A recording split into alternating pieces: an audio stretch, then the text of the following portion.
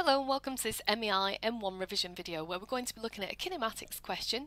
This is June 2011, question 6. So this is the full question. We've got I and j that are unit vectors which are east and north respectively, and the position vectors given in the question are with respect to an origin, and the time is in seconds. So we have a skater that has a constant acceleration of minus 2j meters per second squared. And at the beginning of the question, at t0, his velocity is 4I and his position vector is 3j. We've got to find expressions in terms of t for the velocity and position vector of the skater at a general point in time, t, that's 5 marks, and we have to calculate as a bearing the direction of motion of the skater at this point when t is 2.5. So let's have a look at part 1 to start off with and jot down what we already know. We know that we have an acceleration of minus 2j. We have an initial speed of 4I. And we know that initially his position vector in relation to the origin is 3j. We're asked to find expressions in terms of t for the velocity. So if we use a Suvat equation, we can see that v would be equal to u, which is 4I, plus the acceleration, which is minus 2j, multiplied by t. And so we could rewrite that, just make it look a little bit neater, minus 2t times j. So that's a nice expression for the velocity. Now we have to find an expression for the position vector of the skater. Now what we have to remember here is that position vectors are in relation to the origin. So if I was to use s equals ut plus a half at squared, I'm replacing the s with r, as we tend to do with position vectors. That would be fine, but we have to take into account that this position vector has to start from the origin. And we started from 3j, position 3j. So we need to take that into account, and we'll need to add that on when we're determining the final position vector of the skater.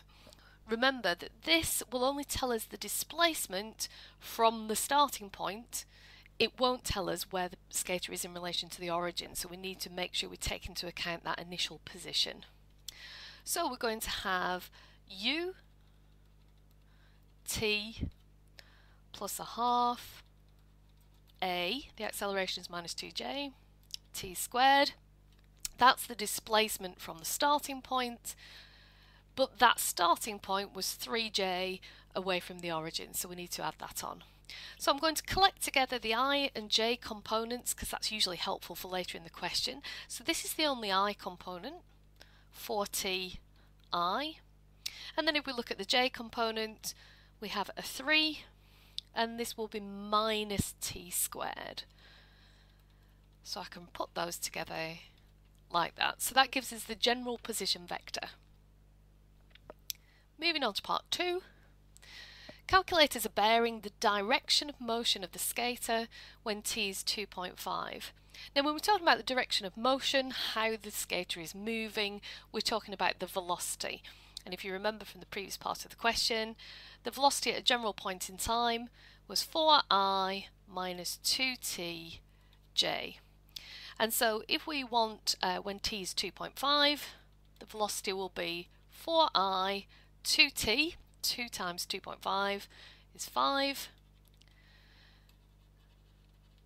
And so when t is 2.5, we have a velocity vector of 4I minus 5j.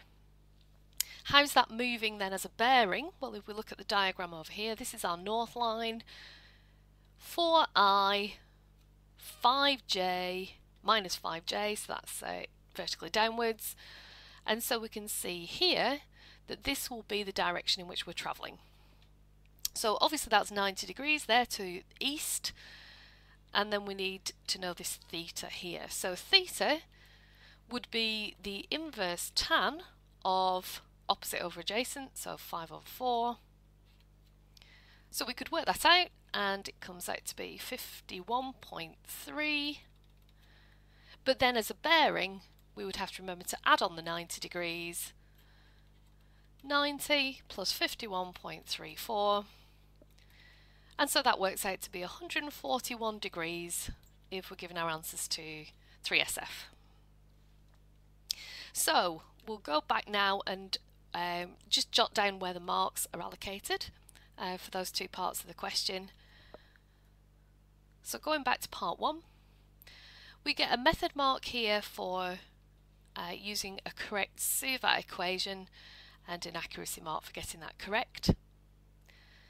We get an independent mark for recognising that this position vector has to take into account where the skater started from, so a B1 mark for adding that 3J at some point.